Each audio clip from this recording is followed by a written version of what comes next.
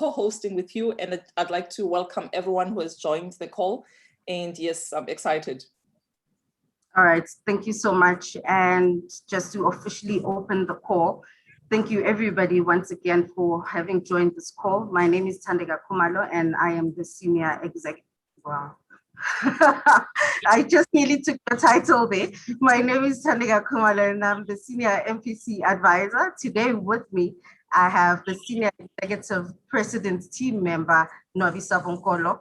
Thank you so much for making the time to join the call, to interact. I'm hoping you're going to find it very fruitful, right? And everybody else on the call as well. So I'll just have a brief disclaimer. So dual distributorships are quite specific and each inquiry can be very different. So everybody is welcome to send an email to the MPC email address to post your personal inquiry about dual distributorship.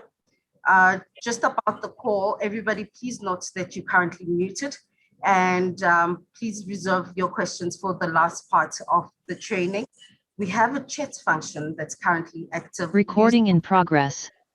To post any of your questions. So great, Novisa. What are you hoping will be the outcomes of this training? Well, for me, Thandeka, first of all, as a distributor, I'm very much excited. I believe that all the distributors on the call will come out with more knowledge, especially understanding of what it means to protect the lines of sponsorship. And as you may all know that currently in Southern Africa, dual distributorship is ranked number 2 in the top violations. And I strongly believe that one of the reasons is that there's a lack of knowledge about it. So I'm just super excited for today's call, and I'm looking forward to, grasping more insight. And I hope the amazing distributors will also, get to learn a thing or two. So I'm excited. All right, thank you so much for sharing your expectation. And I'm certain that everybody will then have that expectation met at the end of this training. So I'll officially start off the training by sharing my slides. I hope everybody can see the slides. You can send a text to say that you can see the slides.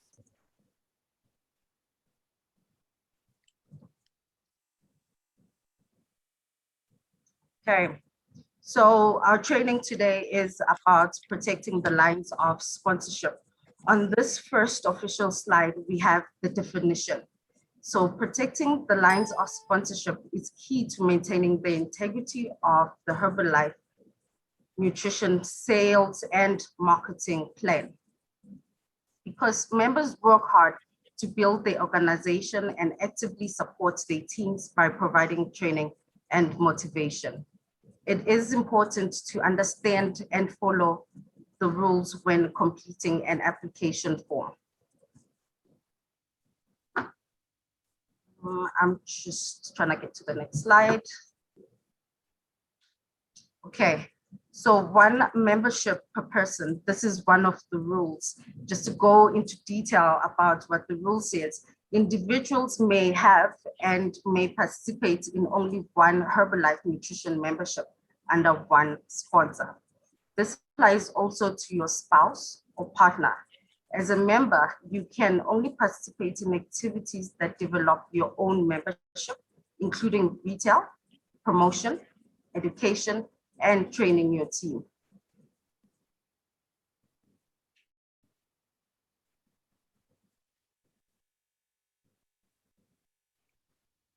I'm just also moving to the next slide. Sorry about that, my screen froze for a moment.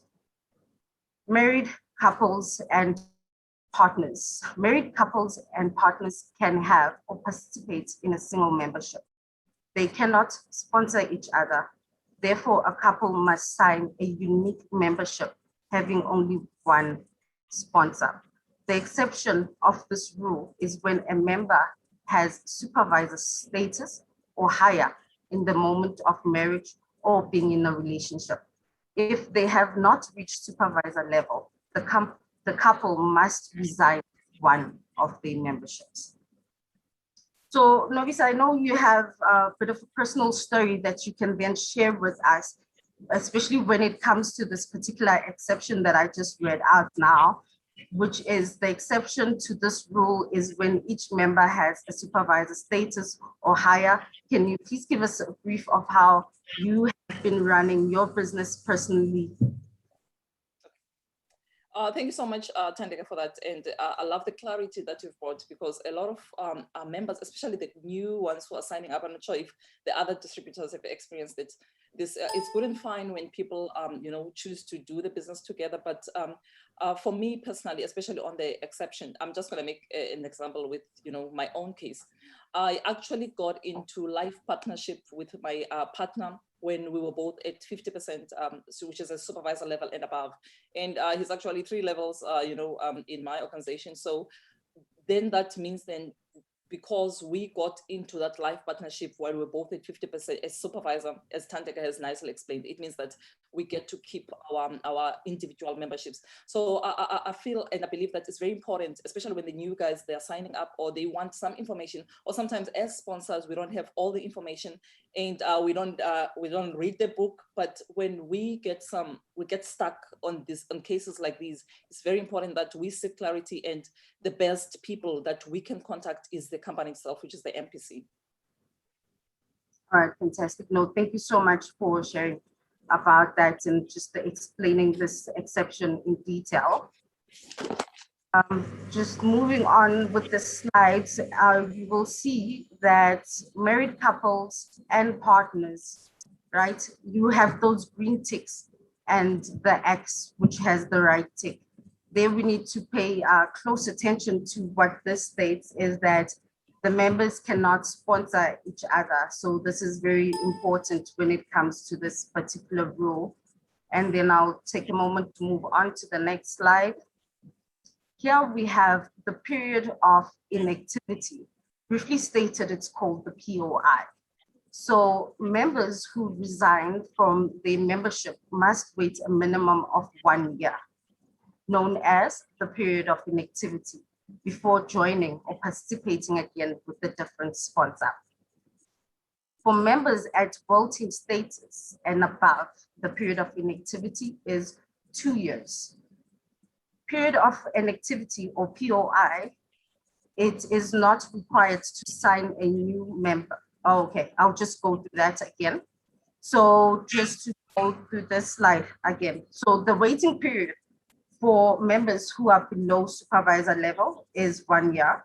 And for members who are above World Team, it is 2 years. So period of inactivity. During this waiting period, former members cannot participate in any Herbalife nutrition business activity. These are the activities. It includes buying or selling products that are not for personal consumption, sponsoring or offering the business opportunity, promoting, helping, or supporting other members who participate in the business, attending Herbalife nutrition trainings, meetings, and events. So you can see those X's popping through. So these are the activities that a member who is observing the waiting period or the period of inactivity will have to not do. Here on this slide, we have an interesting example, right? This is of a member who has resigned. The application date, this is the date the member has become active on the system and the membership form has been captured. The example we have here, it is the 5th of December, 2019. And then the member resigns on the 28th of August, 2020. Therefore, the period of inactivity will be from the 28th of August, 2020 to the 27th of August, 2021. And then at this point, a member can sign a new application under a different sponsor. And at this time, it will have to be on the 28th of August in 2021. In this example, we have a member who does not pay the annual renewal fee. So the application date is the 5th of December, 2019. The annual fee date, this is the date that the fee is due to be paid, is the 5th of December, 2019. But the member does not pay the annual renewal fee. What happens here? The period of inactivity will then be from the 5th of December, 2020 to the 4th of December, 2021. This is fully absorbing that period of inactivity. So then a member can sign under a different sponsor on the 5th of December, 2021.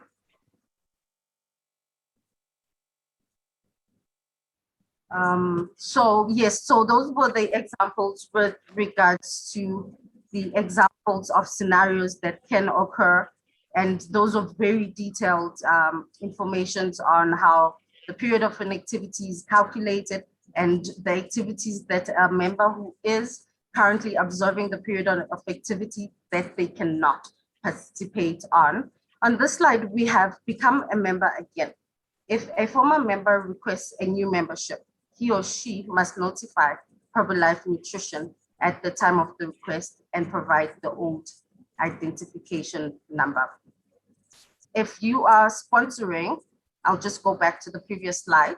If you are sponsoring a new member, be sure to ask if they have participated in Herbalife Nutrition in the past. I think this one is very clear. It indicates that if you had a membership before, let the member services team know that you had a membership before so you can check the status of the membership. If you are sponsoring a new member, the question to ask is, have you participated in the business opportunity before, or have you been a member before? Continuation of become a member. If a former member did not comply with the period or the inactivity period, the request will be denied. So what this means is you have not served your 1 year or your 2-year waiting period if you're overall team status, then your application will be denied. If it is not, if it is identified at a later stage, the membership and the downline can be transferred back to the original sponsor and the earnings adjustments will be made. The creation of due membership may lead to penalties. I'm seeing the questions are coming through. That is great. As advised at the beginning of the call, everybody is currently muted and we will address the questions at the end of the training. Just to repeat, dual memberships are quite specific. Therefore, we encourage anybody who has a personal inquiry regarding dual memberships to send an email to the MPC mailbox. Our email address is mpcsouthernafrica@herbalife.com, or you can log an online support inquiry by going to myherbalife.com. So Novisa, I just want to go back to you. I'm sure you've taken all the information that you've shared. Is there any motivation that you'd like to share with everybody on the call and any other members that will hear about this particular training? Oh, well, thank you so much, Thandeka. I think from my side, I'd like to touch on the, you've nicely explained the period of inactivity. And also from us as distributors, I feel that's a period where we need to exercise the distributor difference, like that 1 year and 2 years that the company gives. Remember, guys, we get on this journey with our amazing members, and Thandeka nicely explained that she talked about the integrity, that we spend a lot of time training the members. We groom them to be who they want to be. So sometimes we lose like the communication. So that period is good for us to make sure that as much as our customers, our members stay for the amazing products, but it's also more to do with the distributor difference, with us being there for them as a community, rebuilding those relationships. That's what I wanted to get it. And sometimes, like, let's say I get a call, let's say someone wants to register as a member, and it's our duty as distributors to ask if the person has been a member before. But when that person has been a member, contacting the company and making sure that we do all the necessary steps, could actually save us from the repercussions that Tanteka has spoken about. I mean, remember, I mean, imagine having the earnings being readjusted because someone didn't know how to follow the proper procedures. So we as distributors can actually play our part into making sure that we are doing the right thing, and most importantly, we know what the rules are. And just before I hand over to Tandeka, the story of integrity, it just reminds me of what Jim Rohn talks about, that when there's two guys who are wanting to be known as to have the tallest building in town. And there's two scenarios that one can achieve that. One man can build foundation from scratch, brick by brick, making that building the tallest, which is what we do when we are building our organizations, taking care of our members and all of that. And the second man can just go around scraping other buildings down for his to appear taller. And the first man is going to be known as a builder, while the second one is going to be known as a destroyer. So when we are working there on stage, across stage, being celebrated, being recognized, we want people to, celebrate with us, instead of seeing people cry of the things that we did wrong, because many of us, including myself, this is what, puts the bread on the table. So I feel like with more knowledge and more understanding of how this works, it could save us from a lot of things, especially, having to undergo the worst case scenario, which is the repercussions that Tandeka touched on. Yeah.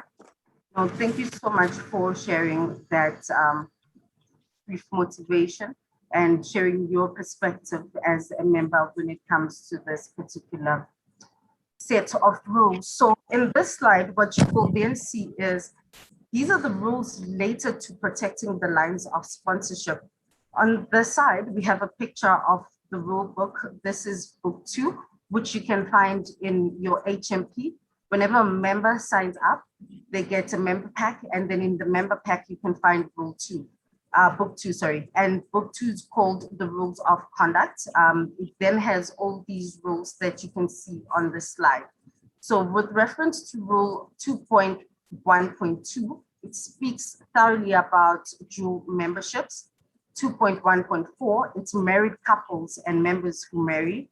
2.1.7, it's former participant in a membership. 2.1.8 is disclosure of former membership, and 2.1.9 is the period of inactivity. So these rules, we've literally covered all of them in all the trainings that we've had. These are the available resources, right? On myherbalife.com, we have a section in this page where you click under your quick links right at the bottom. You can click on the what you need to know page. And there is literally a 2-minute video that covers this entire training. When you click on the video, the title of the video is Protecting the Lines of Sponsorship. It explains it to details, the rules, what you should be looking out for when submitting a new application, what the period of inactivity actually implies. So like I said earlier on the call, if you have any questions, you have any personal inquiry about dual memberships, you are always welcome to send an email to mpcsouthernafrica@herbalife.com, or you can log an online support inquiry and then we'll address that specific inquiry. So yes, thank you everybody for joining this call. Novisa, before we close it off, I'm just going to take a moment to go through the questions that have come through during the training. We have a lot of attendees. I am so grateful for the great turnout, and I am sure that everybody will have a great takeaway from this particular training. Just going to scroll through the questions and see what has been posted. There's one question from Angela Jackson asking what constitutes a partner. Okay. It says, just going up. Okay, so the question from Angela Jackson is what constitutes a partner? So this is a very legal question as well. And other people, and we know we're in Africa, there's African rules, there's so much that needs to be considered when it comes to the definition. I'll just read further the question.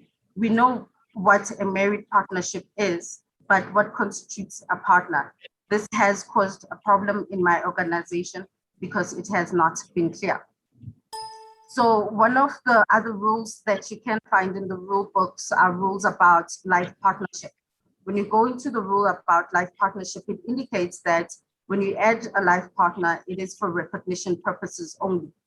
But if you find yourself in a scenario where, I'll just make a brief example, the life partner says, I've also participated in building this business and no longer want to be a couple, then that's where the legal repercussions come in. You'd have to go through the rule book and find the particular documentations that you'll need to then submit through to the Member Services Department. One of the documents that can be submitted is a court interdict and various other legal documents. And then from there, it is taken from a more in-depth legal perspective. I'll just scroll a bit further down to look out for other questions. Okay, the other questions. Okay, I see one here from, it says, can you please explain the 1 year and the 2 year inactivity? Okay, so I'll just go back to that one. So 1 year inactivity is a period whereby, as a member, you have not paid your annual renewal fee. You call the member services team. They advise you that your membership is currently blocked, and you ask, why is it blocked? And they say, well, your annual renewal fee has not been paid. And then you decide that you do not want to pay it because you want to stay inactive. During that period, it means that you're not participating in any business. You obviously cannot buy products. You can't promote the business. You're not active in the business at all. Now, the 1 year only applies to members who are below supervisor status. That's, sorry, I need to rephrase that. The 1 year waiting period applies to members who are below well-team. So if you're above well-team, then it's 2 years. It's 2 years for well-team. Low well-team, it's 1 year waiting period. So I hope that was clear. Otherwise, this information is also on the video. I'm just gonna go through other question. Okay, is there a process or monitoring system in place? Yes, we do. We have a process in place. We get various reports and then we address it. So with how, as a department, we're handling dual distributorships, because we understand the importance of protecting the lines of sponsorship. Here we are very, very much proactive. We generate reports and then we correct where it is necessary. We contact the members that are involved in that particular inquiry. Okay, I'm just scrolling further again.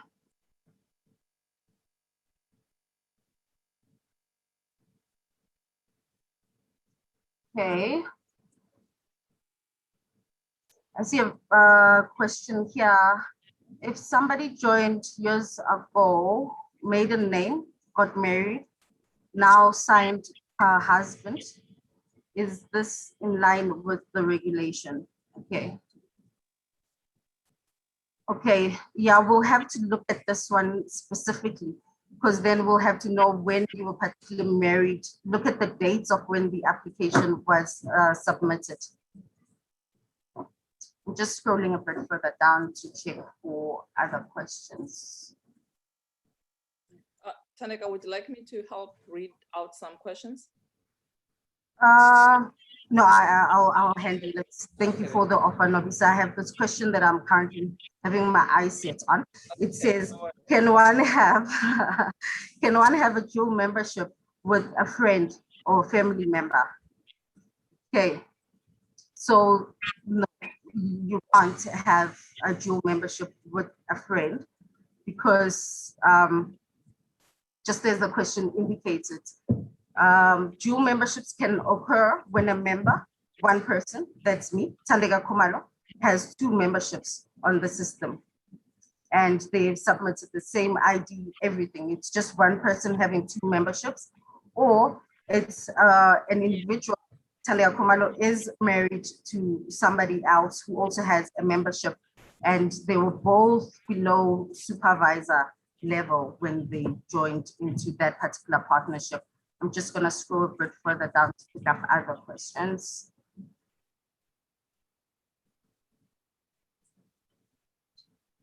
Okay, I have a question here. It's a bit lengthy. I'll just read it out. It's from Lebu. It says, what's a way forward for somebody who approached one of the members to join without indicating that they once joined before and have never used their account? Okay, now they are on supervisor level with the current account, which is under my organization. So here, Lebo, I would encourage you to please send a full-on email to our mailbox, because then we'll have to have the details of that particular membership, check on the dates, check on the system, how everything was submitted. So just to go back to make sure I'm not missing anything on your question, what's the way forward for somebody who approached one of my members to join without indicating that they once joined? Like Mavisa also captured on the point that it is important to verify that somebody has joined before. We'll have to investigate that and get as many details as possible in order to address the issue. Just going to scroll a bit more to see if I can keep up or see any more questions.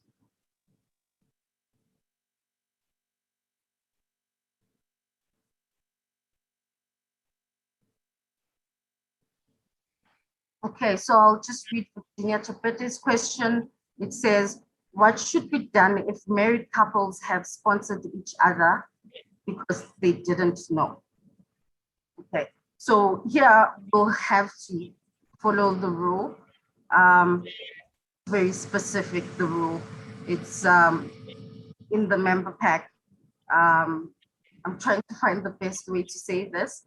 But then what will happen if they sponsor each other and they both low supervisor level, they'll have to relinquish one of the memberships. Relinquish means they'll have to choose which of the two memberships they'll continue to use. I'm just going to continue to scroll and see if I can pick up any other questions. I'm seeing great attendance. We currently have over 300 people on the call. That is fantastic.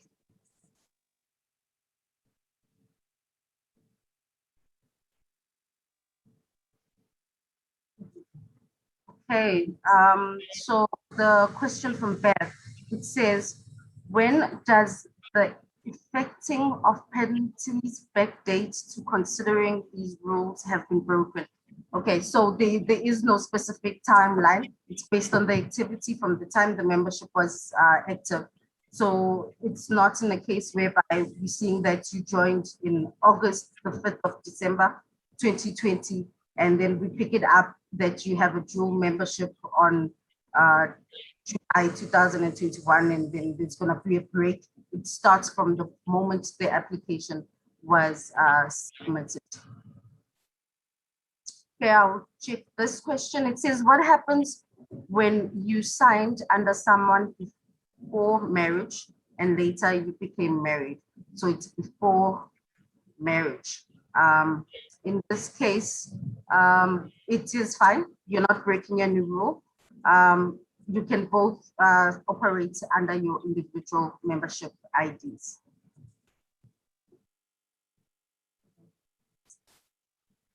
Provided your supervisor and above. I'm just trying to scroll and keep up with all the questions as well.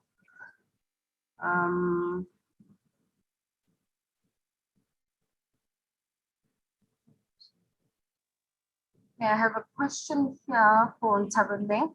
It says, my younger sister passed on in 2017. She was married, her husband, and was never interested in the business.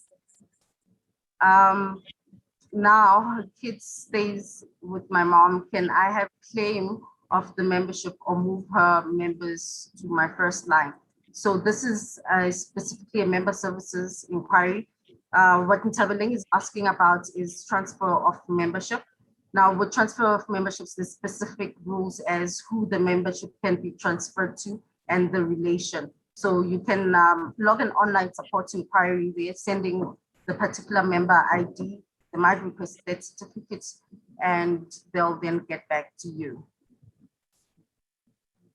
So I have another question, especially GoHerbalife.com that is being used for overseas members. Okay, what was I think this is just a comment. So GoHerbalife is currently not active in South Africa. GoHerbalife is currently not active in South Africa. We do have proactive measures with that as well. I'll just scroll a bit further down to try and pick up other questions. I have a question from Dr. Aulani. She asks, when you relinquish, do volumes go to the chosen membership that the couple choose to keep? Yes, the answer is yes. For this one, it goes to the membership that the couple chooses to keep.